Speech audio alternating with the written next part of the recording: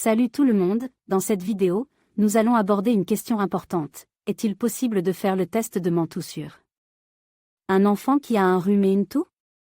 Et surtout, comment ces symptômes pourraient-ils influencer les résultats de l'analyse?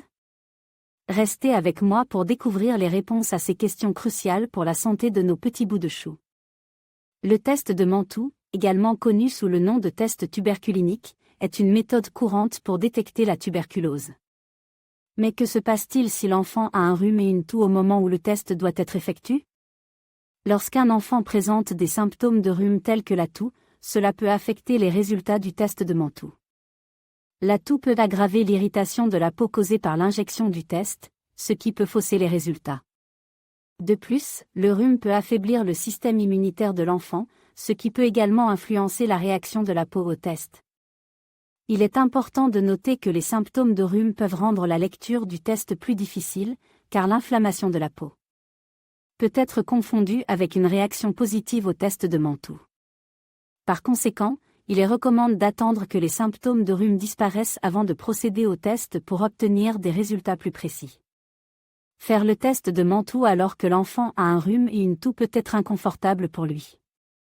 Les symptômes de rhume peuvent aggraver l'irritation de la peau causée par l'injection du test, ce qui peut entraîner une gêne supplémentaire pour l'enfant. De plus, des résultats faux en raison des symptômes de rhume pourraient entraîner des décisions médicales erronées, comme le traitement inutile de la tuberculose.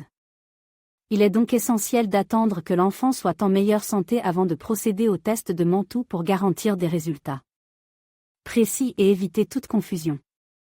En conclusion, il est préférable d'attendre que les symptômes de rhume disparaissent avant de faire passer le test de Mantoux à un enfant. Cela garantira des résultats plus fiables et évitera toute complication due aux symptômes de rhume. Lorsqu'un enfant présente un rhume et une toux, il est important de savoir combien de temps il faut attendre avant de pouvoir effectuer le test de Mantoux. En général, il est recommandé d'attendre que les symptômes du rhume se soient atténués avant de procéder au test. Cela est essentiel car le rhume et la toux peuvent fausser les résultats du test de Mantoux, rendant l'interprétation des résultats plus difficile. Il est préférable d'attendre au moins 2 semaines après la disparition des symptômes du rhume avant de réaliser le test de Mantoux.